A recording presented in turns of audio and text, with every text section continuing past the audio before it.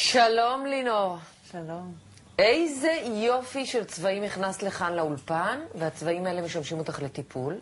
נכון, לאבחון וטיפול. לאבחון וטיפול. איך הגעת לתחום הזה של אבחון וטיפול? הגעתי לתחום הזה הרבה מאוד שנים, הייתי מנהלת ייבוא וייצוא של קבוצת חברות בתעשייה. עם השנים ככה חיפשתי שינוי, הלכתי ללמוד תחומים מגוונים ממנהל עסקים ועד רייקי, ולא במקרה הוזמנתי לאבחון בצבעים, שהקסים אותי, ובאמצעותו בעצם פגשתי את עצמי ואת הדרך שלי. זה שינה בתוכי המון דברים. אם בעבר הייתי אדם שכועס על העובדות, על הבנים, אז פתאום נהייתי אדם יותר רגוע, נינוח, כאבי גב שסבלתי המון שנים מהם מתקופת הצבא. הלכו והתפוגגו אחרי המון שנים שניסיתי לטפל בהם בהרבה שיטות. לתדהמתי, כי בכלל לא ידעתי ולא ציפיתי. וזו הייתה הסיבה שהחלטתי בעצם ללמוד את התחום הזה.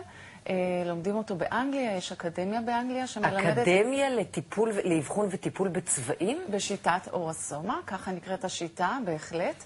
ואולי רק לומר עוד משהו, שבתקופה שעוד למדתי, והייתי מאוד סקפטית, אני באה מתחום מאוד רציונלי וסקפטי. את מנהלת עסקים, את מייבאת ומייצאת ומשווקת. נכון. אז האמת שפשוט התחלתי להאמין דרך זה שזה שינה דברים בתוכי, וגם הילדים שלי שהתחילו להשתמש, למשל קשיים בנשימה שהיו לבן הגדול, הלכו והתפוגגו אחרי שהוא התחיל להשתמש בצבעים הקסומים האלו. מה הוא עושה איתם כשהוא משתמש? מורחים אותם על הגוף, אם המצלמה תוכל להראות. אז בעצם יש לנו בגוף מרכזי אנרגיה, כל אחד מיוחס לצבע אחר, והרעיון שבעצם, קודם כל הבקבוקים האלו הם לא רק יפים, הם לא מכילים רק צבע, ובכלל אולי כדאי שנאמר שצבע זה תדר ברמה הפיזיקלית. זה הרעיון שעומד מאחורי התורה הזאת, נכון? מהאדום שיש לו את התדר הכי ממריץ, הכי מעורר, ועד הסגול, לילך, תכלת שיש להם את הצבעים או את התדר הכי מרגיע. אבל חשבתי שתדר מדובר רק על אור. זאת אומרת, אור זה אנרגיה. נכון. ויש תחומים שונים בתוך האור וגלים שונים ותדרים שונים. נכון, אורך גל. לכל צבע יש אורך גל שונה, תדר שונה. גם כשזה נמרח על האור? כן, זה משפיע עלינו פיזית, רגשית, נפשית ורוחנית, גם אם אנחנו לא מאמינים בזה, זה היופי. וזה הרעיון בעצם שעומד מאחורי השיטה ברמה הטיפולית. ברמה האבחונית, בעצם הצבעים זו שפה, צבע זו שפה אוניברסלית. כל צבע אומר משהו על הבן אדם שבחר בו? בהחלט. תני לי דוגמה. נניח אני... אפשר? אפשר להיות המאובחנת הראשונה שלך הבוקר? בטח. אוי, זה נורא קשה, כי עכשיו אני יודעת שזה אומר משהו עליי, אז אני מתחילה לחשוב מה זה יכול להגיד, אבל הייתי בוחרת בזה. אינסטינקטיבית. אוקיי, אז את בוחרת בקבוק של טורקיז מעל שקוף. כן. והטורקיז למשל הוא צבע שמבטא את התקופה הנוכחית, העידן החדש, כפי שזה נקרא, על פי אסטרולוגיה.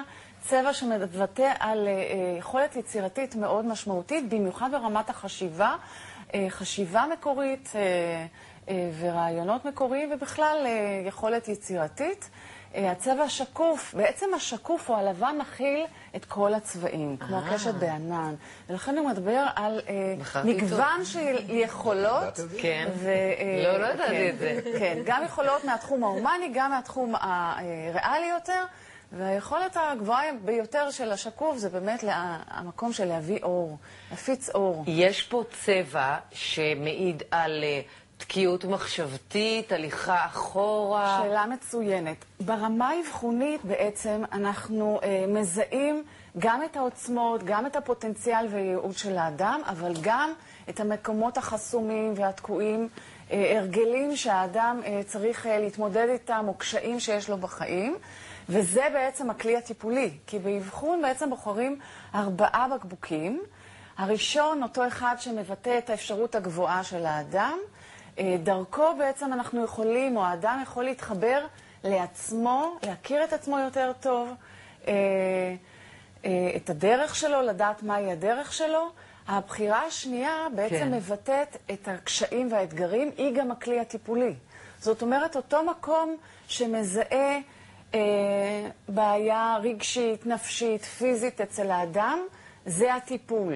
זה המקום שהוא ימרח אותו על הגוף, את השמן האתרי, כמו שראינו קודם בפרוספקט, במיקום מסוים על הגוף, וזה יאפשר להפיג את אותם מחסומים. זאת אומרת, כשמישהו בא אלייך, זה בגלל שהוא תקוע עכשיו בחיים, יש לו איזו בעיה בריאותית, אלה הסיבות? גם, אבל יכולים להגיע אליי אנשים, למשל, בתחילת דרכם, שרוצים לדעת מה מתאים להם? מה מתאים להם, אנשים באמצע חיים שרוצים לעשות הסבת מקצוע, גם אנשים שמרגישים איזושהי תקיעות, אם זה עסקית, אם זה אישית, אם זה בתחום הזוגיות, בכל תחום שהוא, אנשים שפשוט רוצים לתת לעצמם איזושהי מתנה אחרת, אולי באמת להכיר את עצמם יותר טוב. עכשיו, אם הם שמעו את השיחה שלנו, והם יודעים ששקוף זה צבע שאולי כדאי לבחור בו, אז זה יכול... אבל כל הצבעים כדאי.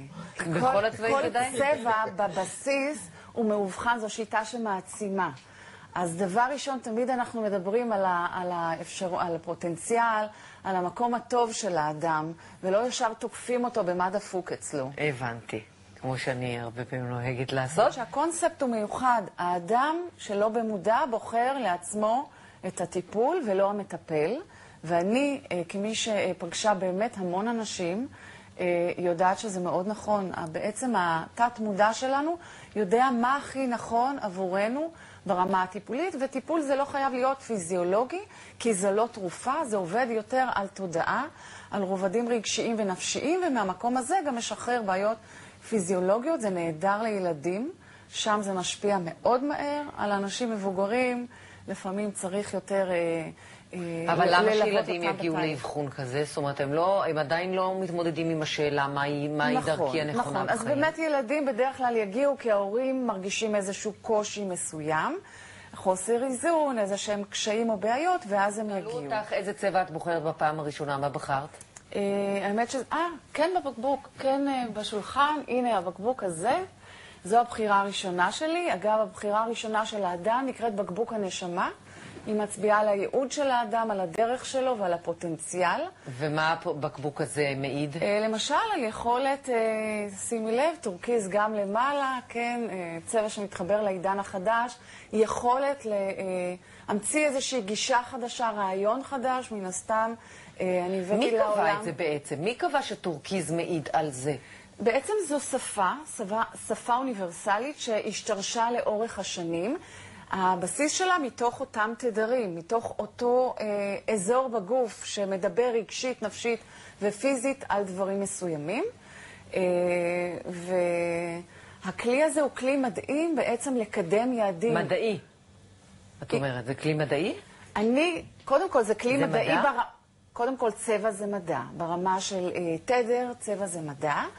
ברמה של השיטה הזו, הרבה מאוד מהדברים שאני יודעת זה דרך ההתנסות. כן. ואני גיליתי שזה כלי מדהים לאפשר לאנשים בעצם להתחבר לעצמם ולהגשים את היעדים שלהם. דרך כלי מאוד חווייתי. יופי.